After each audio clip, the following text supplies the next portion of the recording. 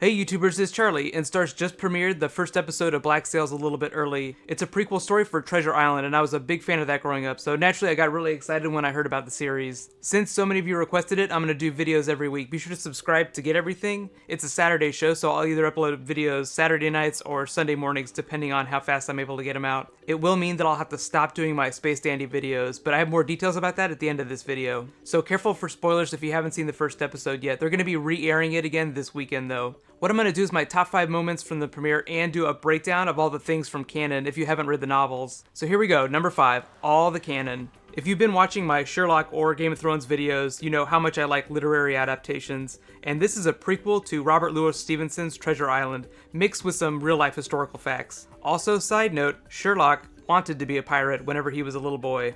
The first time you hear the name Captain Flint and the name of his ship, the Walrus, Billy Bones, John Silver, all you can think about is Flint's treasure, as in the treasure from Treasure Island. The plot makes it sound like that's the treasure that Flint is chasing during season 1, and John Silver has the missing page that's critical to discovering it. In a historical context, the show takes place in 1730s Bahamas, right at the end of the golden age of piracy. It's a lot like Pirates of the Caribbean meets Assassin's Creed Black Flag. All these things take place in this area in the Bahamas, although I'm pretty sure that we will not see Johnny Depp, Templars, or Assassins. The ship that they're using on the show, Flint's Walrus ship, they actually built in real life. They said it took about 300 people, but it looks amazing. There are a lot of pirates on the show that existed in real life, and there's a lot of pirates from Robert Louis Stevenson's original novel that they'll be including on the show too, including Blackbeard, Charles Vane, Calico Jack, Anne Bonny, William Kidd, Edward England, Howell Davis, and Bartholomew Roberts. The real-life pirates that we met during the episode include Anne Bonny, that badass female, and Charles Vane, the antagonist, the other pirate. Number 4, the title sequence. Bear McCreary did the music. It seems like he's everywhere right now.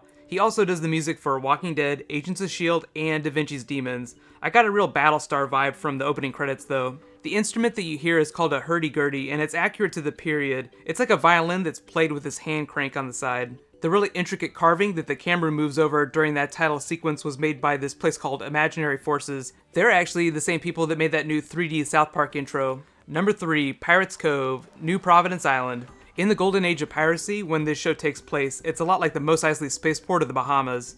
You will never find a more wretched hive of scum and villainy. The funny thing is that based on the events of the premiere, it sounds like the King of England is retaking the island from the pirates though. Flint's comment that they won't be able to sell any of their stolen goods anywhere really soon just kind of creates more urgency for them finding that treasure at the end of the season. Number 2, John Silver. He doesn't have the name Long John Silver yet. He's got both legs, no parrot, and he's not the quartermaster of the Walrus yet. The show is an ensemble, and Captain Flint is clearly the Rick Grimes of the show, but John Silver is a much bigger character in the canon. There are a couple interesting things about the character that they lift right from Treasure Island. First, he comes aboard the Walrus as the cook. You learn during the novel that he eventually became quartermaster of the Walrus, and he claimed that Flint was afraid of him. It's also implied that that prostitute that he's working with during the premiere is the one that he ends up with at the end of the events of Treasure Island, the novel, that he lives the rest of his days out with that small chest of gold. Right now in the story though, since the quartermaster Scar is killed at the end of the first episode, don't be surprised if Silver is appointed the new one. There's also that page from the logbook too. Eventually, he'll have to strike a deal with Flint, which will probably set in motion a lot of the events that lead to what end up happening during Treasure Island. Silver actually claimed that it was Edward Hawke of the King's Royal Navy that ended up taking his leg, but I'm curious to see if they're going to develop the character that fast this season. I don't really see him walking around with the peg leg yet. I think it's going to be a little bit of a Tyrion Lannister Game of Thrones situation, whereby the character will probably get injured very badly, but not so badly that he'll have to wear a ton of prosthetics. And my number 1 moment, Flint's Gambit. The Spanish treasure ship they're searching for has $5 million in Spanish gold. In today's dollars, that would be like several $100 million. In Treasure Island, said treasure is actually accumulated over a period of time, so the $5 million that they're searching for this season is not that whole treasure. In the canon, the Ben Gunn character becomes a very big part of the crew, so I'm actually expecting him to join the show at some point, but he was not in the premiere, so they might be merging that character with Billy Bones. In the canon, Ben Gunn was an original member of Flint's crew who was marooned on the island looking for Flint's treasure, but he didn't have the map. I loved the gambit Flint took whenever he challenged Scar, and how he brings Billy in with that blank piece of paper. In case you missed it, John Silver checked his pocket to make sure he had the real page, so he actually has some power over Flint now, even though Flint doesn't know it yet. That will probably be the beginning of their infamous rivalry. In the canon, Flynn actually ended up dying from liver damage from drinking too much rum, but I think if they eventually kill him off the show, it'll be something that John Silver does. So expect a few minor changes to the original story. But let me know what your favorite moment was, and if you are familiar with the canon, let me know in the comments if you saw anything that I didn't include in the video. Also, let me know if you think they're going to find the treasure this season. Just to get you a little bit more excited about the rest of the series, here's my favorite quote from Treasure Island, and it comes from Jim Hawkins just as they're finding Flint's treasure.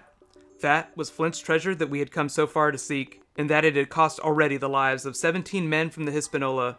How many had it cost in the amassing? What blood and sorrow, what good ships scuttled on the deep, what brave men walking the plank blindfold, what shot of cannon, what shame and lies and cruelty.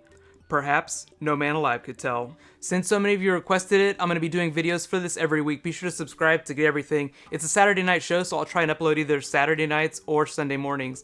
But it will mean not doing Space Dandy videos anymore. So let me know in the comments if that freaks you out and you hate the idea of me not doing Space Dandy. Don't worry though, I'll still be doing Anime Club every Saturday afternoon, so if you really want, I can always include Space Dandy stuff in that. Right now, click here to learn all about The Musketeers, the other new show that I started doing with Doctor Who's Peter Capaldi, and click here to get my predictions for Sherlock Season 4. Thank you so much for watching, I'll see you guys tonight, high fives.